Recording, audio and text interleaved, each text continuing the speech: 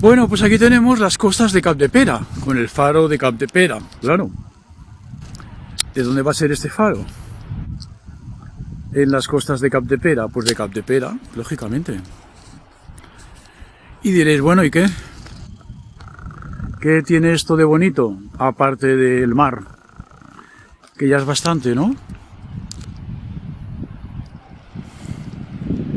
Esta belleza, esta profundidad,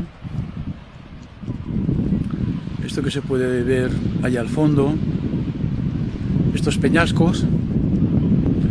Bueno, pues estos peñascos estaban antes que el faro, lógicamente, y posiblemente eran los que recogían lo que después se transformaría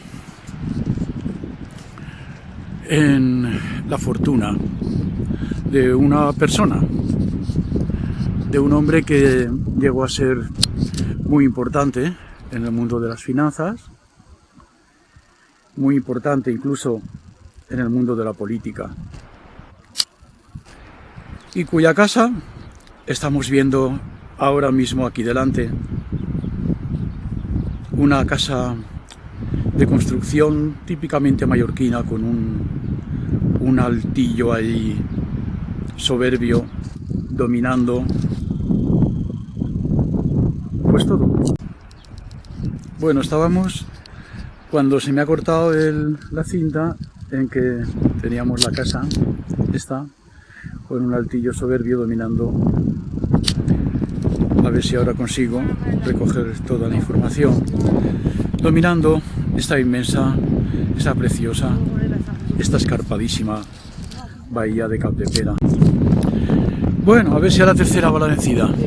Aquí tenemos esta casa con un altillo fenomenal. Ahora no utilizo el zoom para que no se me vuelva a descoñar el invento. Dominando esta hermosa, esta magnífica bahía de Capdepera. Con estos peñascos que hemos visto aquí abajo, que presuponemos recogían lo que después se convertiría en la riqueza de un gran hombre. Ya habíamos repasado el faro, lo volvemos a ver. Todo esto recogía, ya lo vengo diciendo, la riqueza de un gran hombre que fue un revolucionario en su tiempo, porque el hombre lo único que hacía era que estaba por la globalización, es decir, ¿para qué tenemos que restringir la entrada y salida de productos de otros países? Porque aquí hay aranceles, impuestos, etcétera, etcétera. Y qué mejor para nivelar esa situación de injusticia que recurrir al contrabando. Yo importo cosas, las vendo aquí a muy buen precio y me enriquezco yo. Sencillamente, ¿para qué tengo que enriquecer al país?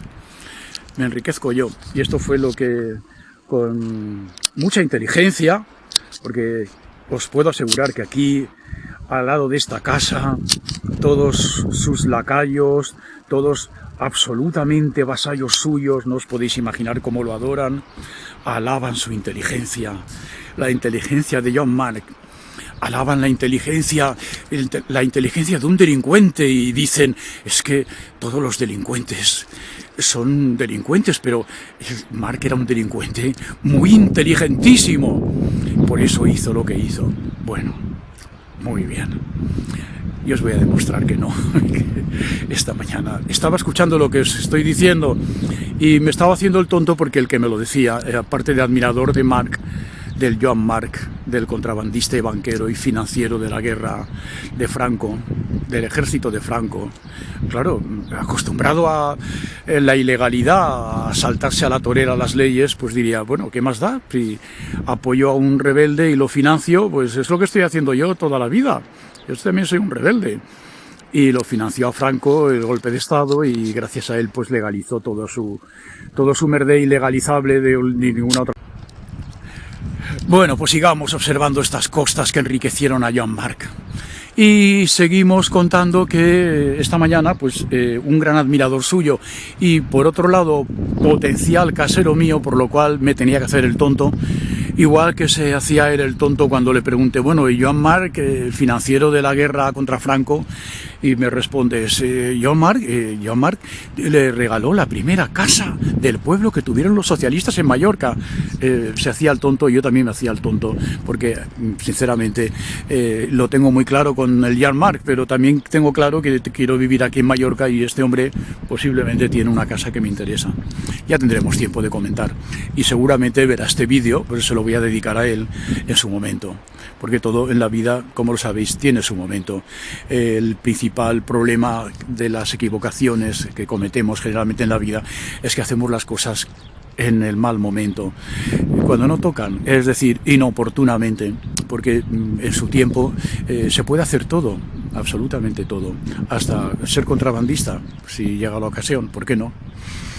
Pues os voy a explicar. El Joan Marc, el inteligentísimo contrabandista, el hombre que era una lumbrera, un fruto excepcional de la naturaleza, como lo describen aquí. Algo fuera de serie, inteligentísimo, que cuando tú llegas, él ya vuelve hace un siglo. Así me lo explicaba el hombre, que luego os diré cómo se llama. Es decir, tenía una visión de las cosas, una concentración, me decía él. Me llamó la atención lo de la concentración, porque parecía como si se prefiriera algo un poco como extra, como sobrehumano, tenía capacidades de percepción extraordinarias. Bueno, pues yo os explicaré la grandeza del Joan Marc. Y para explicaros esta grandeza del Joan Marc, mientras contempláis la belleza de estas costas de Capdepera, de estas costas de Cala Rallada, donde he estado viviendo yo este invierno, pues mientras intento, que no sé si lo voy a conseguir, explicaros la riqueza intelectual y económica del Joan Marc, os quiero recordar, porque viene muy a cuento, un tema que siempre me ha llamado la atención y siempre me he quedado con las ganas de saber qué quería decir esto hasta quizá este momento. Eso que me ha llamado la atención y que siempre he querido solucionar y me ha resultado difícil es por qué en la Grecia clásica, en la época en la que en teoría existía más democracia en el mundo occidental, en la Grecia clásica, en el siglo, alrededor del siglo de Pericles, siempre me ha llamado la atención por qué se exiliaba, por qué se condenaba al ostracismo a las personas que destacaban demasiado en la riqueza o en el poder. Y digo, siempre se me ha planteado, digo, bueno, ¿por qué se condena a la gente que destaca? Y gracias a esta historia que me ha contado mi potencial casero esta mañana y estas reflexiones, lo que me ha hecho pensar, yo creo que le he encontrado la solución. Esa solución, por otra parte, está clarísima desde hace siglos en la dialéctica marxista. Pero una cosa son las definiciones de grandes filósofos como Marx y Engels, y otra cosa es que uno lo acabe de entender profundamente, que acabe convencido de eso, ¿no? Ellos, Marx y Engels, en su materialismo dialéctico ya lo explicaban también, pero esta mañana yo lo he comprendido, no sé cuantísimos cientos de años después. No sé si seguimos el discurso, pero bueno, continúo. La persona que se enriquece demasiado, la persona que destaca demasiado, siempre lo hace a costa de los demás. Siempre lo hace a costa de otros, que se enriquecen menos y que destacan menos. Es decir, en una sociedad igualitaria, en una sociedad auténticamente democrática, es difícil que nadie destaque demasiado. Esto es, para mí, no sé si será correcta la explicación de por qué en los siglos de la democracia ateniense, de la democracia de la Grecia clásica, se condenaba al ostracismo a los que destacaban demasiado. ¿Y esto qué tiene que ver con lo que estamos diciendo del Joan Marc? Bueno, continuamos después del parón. A lo mejor algunos ya lo habréis captado, pero a lo mejor la mayoría no. Y claro, lo explico para la mayoría, para que no lo habéis captado.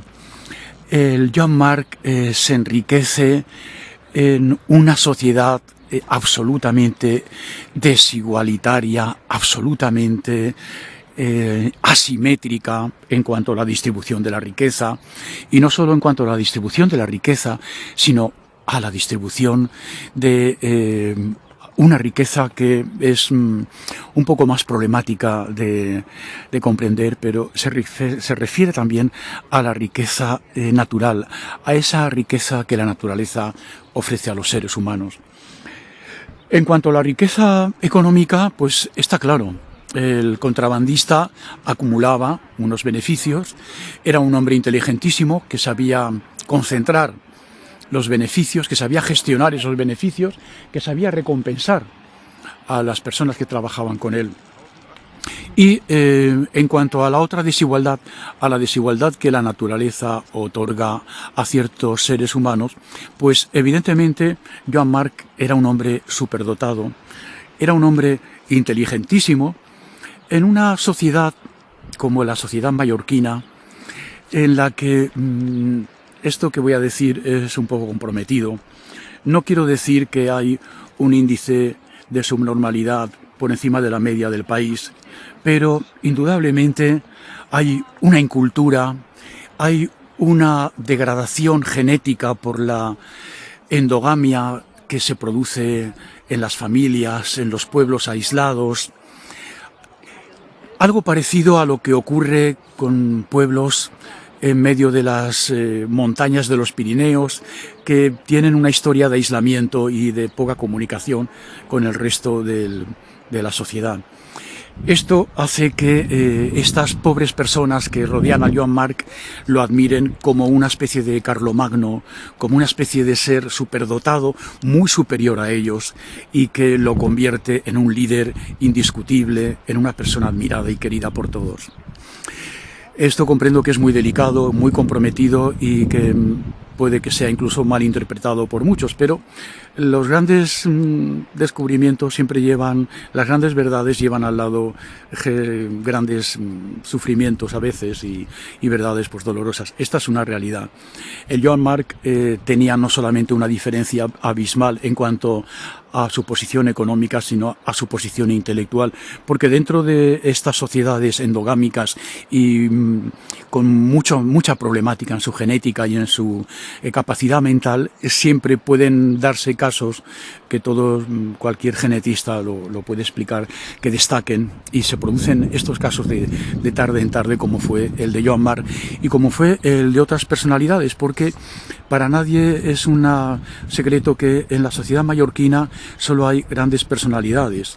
Hay personas que destacan muchísimo en medio de un desierto cultural, en medio de un erial de conocimientos. Es una sociedad muy desigual, una sociedad muy asimétrica que favorece precisamente el desarrollo de las personalidades, de las personas que tienen cualidades y que tienen recursos para ir adelante, de una manera mucho más grande que las sociedades más igualitarias y más democráticas.